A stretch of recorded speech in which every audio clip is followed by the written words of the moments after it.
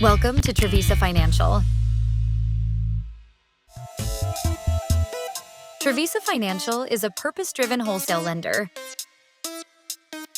We're not your average wholesale lender. We're a team on a mission to help you open more doors. Is offer products to home buyers that otherwise would not be able to get into a home. And there's so many. Reach more families and redefine what's possible for first-time homebuyers, especially underserved communities. Having diverse lending products opens doors for folks that otherwise might not have access. And so it's understanding different cultures, it's understanding different backgrounds, and the fact that you might not have had the opportunities that others have had, but there's still a way for you to get into homeownership. And so understanding that those different backgrounds exist. At Travisa Financial, we believe homeownership is more than just a transaction. It's transformation. It's the foundation for building wealth, stability, and legacy. Together with borrowers, we're committed to making that transformation real. Through education, transparency, and heart, we help more families step confidently into homeownership. It seems so much further away that it's more important today to focus on this affordable lending issue, right? Or the affordable lending challenge to get people into homes. Because when you know better, you build better. Every borrower you empower, every loan you close, every set of keys you deliver is proof that dreams don't have barriers, only bridges. For Travisa, it's putting some strength on that bridge, because how you help a broker close a loan, the understanding of the dynamics of that consumer who's now getting older because it's so much harder, who has profiles that we're all trying to figure out, right? When you talk about millennials and Gen Z and their income and all that. And a lot of lenders go, this is just too much damn work. And I don't know if I want to do this because it might not be worth it. I don't know how to manufacture this. Where Travisa can come in and go, look, let's manufacture loans and let's help brokers get these people across, and let's strengthen the bridge, right? It's going to take us some time. It doesn't happen like overnight, but we know how to do it pretty well. Join us in building bridges that turn the dream of homeownership into reality. Because at Travisa Financial, no one serves first-time homebuyers better. Hello, everybody, and welcome to our Scenario Monday. I'm so glad you guys could be here today. We are going to have a Q&A in a bit. So I'm just going to go over EEP program for those that are new. And then let's go ahead and have you raise your hand at the end if you have any questions, anything that you want to go over in regard to guidelines, scenarios. So let's go ahead and get started. A little bit about myself. My name is Monique Manaya, and I have been in the mortgage industry since 1997. And I've been in all fields of mortgage. I've been a broker, retail, wholesale. Most recently, before Travisa, I was over at the Earned Equity Tribe. I worked over helping to further develop the program and with policies and procedures. My position was an EEP production manager. I ran processing, closing, funding, the title approval, in addition to the approved Tule River signers. And so over at the government entity, I learned a lot about this program, and it is truly near and dear to my heart. I really do believe in this program, and I believe that I can help you guys succeed with submitting your files over here to Travisa, where we can build generational wealth together.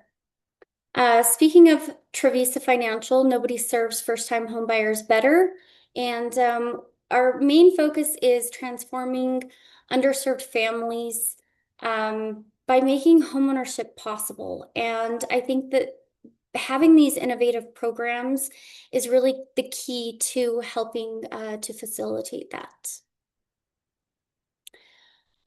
So talking about the special case of the government entity and how it specifically works. So you have your home buyer that just doesn't fit into that traditional mortgage box. Whatever the case is, whether it be citizenship status, credit, income, they still want to buy a home and they don't want to sit on the sidelines for years while they try to resolve whatever situation they might be in. And so your first step is you're going to get your home buyer pre-qualified through Travisa and through the government entity. So you submit your file to Travisa, we get the pre-approval from the government entity, and then your home buyer goes out and they find that home. They find the home of their dreams, put it under contract in their name, earnest money. Then there's an assignment addendum that gets signed by the buyer, the seller, and then we facilitate signatures from Tule River, and they take over the contract. And that is when phase 2 in our process is started. And you guys will start a loan under the government entity's name with the subject property address. And this transaction is underwritten, closed, funded, and insured by us here over at Travisa. In the meantime, the home buyer is underwritten through the government entity, essentially vetted to ensure that they want to sign into a homeownership agreement with them. So at the time of closing, the government entity is going to sign all of the FHA docs, and your home buyer is going to sign a homeownership agreement that is then a memorandum is recorded on title that secures your home buyer's interest in the property. So we've already determined that your home buyer doesn't qualify for traditional financing. And so the EEP program guidelines are a little bit flexible knowing that. We know that they're not qualifying for traditional financing. And so we do offer 3.5% down for ITIN non-permanent resident aliens, including DACA. And US citizens are more than welcome to come and use this program as well. We have low and no credit scores, so we can go down to a 580 credit score, and we allow alt trade lines. 3 months bank statement programs, not only for self-employed, but for W-2 and 1099 with a DTI of 50/60. There's no source or seasoning of funds to close. We understand that those home buyers sometimes want to save their money at home and they don't have the warm and fuzzies about the financial institutions and the banks. Bankruptcies are okay. They need to be reported on credit report and discharged 1 day prior to closing. We follow FHA property types, which include 1 to 2 units, PUDs, condos, manufactured homes. Please keep in mind that if your home buyer is out looking at a condo, before you put that condo under contract, let's make sure that it's FHA approved. If you don't have access to look that up, please reach out and we're more than happy to do that for you. Seller contributions up to 6% of the sales price. So this comes very, very handy for the borrower and their bottom line. Not only do we have the FHA closing costs on the traditional loan, but the entity has a few closing costs and they're required to bring in their first month's payment. So when you are qualifying the borrower, you're looking for borrowers that, of course, don't qualify for traditional financing in the ITIN realm, the non-permanent resident alien. For the doc types, we have both full doc and the alt doc, which is the 3 months bank statements. For full doc, the entity requires pay stubs, last year's W-2, and they really, really would like to see a written VOE.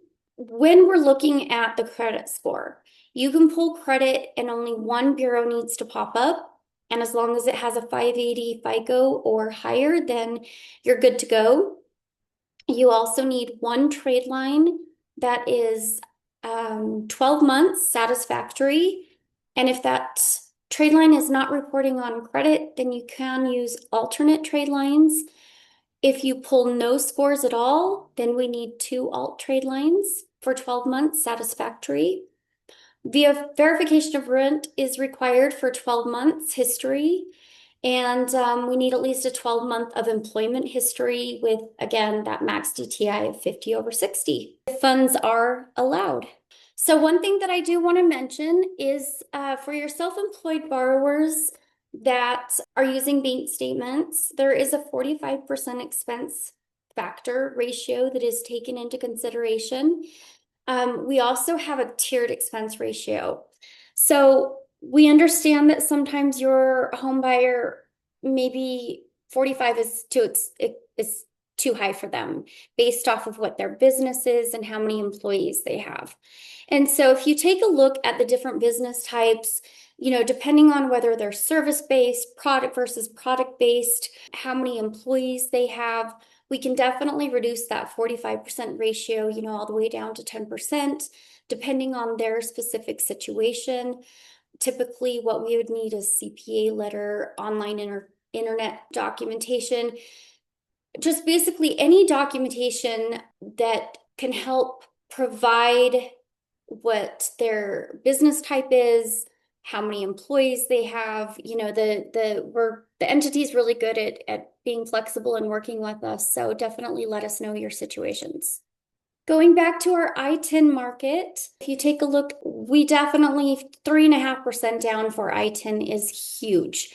When you're looking at other lenders and they want anywhere from 15 to 25% down, along with bank statements, 12 to 24 months bank statement programs, we only require 3 months bank statements. And then also the DTIs, 50 over 60. Most companies are capped at 43%. And if you have to go any higher, you need to provide some comp factors, which you don't over here. 50 over 60 is the standard, along with credit scores. We go down to a 580 credit score, only require 1 score, and also have the no score program. So I definitely think our EEP program is definitely pretty competitive. We also want to help you succeed. We want to make sure that whatever questions that you have, you can get them answered. So we have our EEP questions at travisafinancial.com. And that is a dedicated email box. And then we have our phone line, 877-888-ASK-EEP. You have your account executives, Ben Slayton and Norma Summers, that are here to assist you. And so let's go ahead and go with our Q&A, see if you guys have any questions. Hi, Robert. How are you? Hey, I'm great. How are you? I'm good, thank you. Can you go back a slide and I want to get the number and email address first, but then I also Yeah. have a question related to a file. Okay. So can you still see the screen of the slides? No, I just see you. Okay. Let me go ahead and share that then. All good? Yes. Now I have a question related to a potential file. I have a scenario where I've pulled credit for this particular borrower. She did have a bankruptcy that is reported to credit. And I Okay. know she's out of that, but still within a 2-year window. One of her credit score, she only has 2 scores reporting, basically. One Okay. is less than a 580, and the other one is higher than a 600. Which would we use? So typically if you're pulling 2, then you would use the lowest of the 2, but Mhm. how low is that second one? Let me check. Give me 1 second. I think it was pretty substantially lower. So her highest is 611. I remember that. I am looking now. No, you're good. And it's pretty understandable if you're going to have, just be out of a bankruptcy, that you can have scores that are pretty low.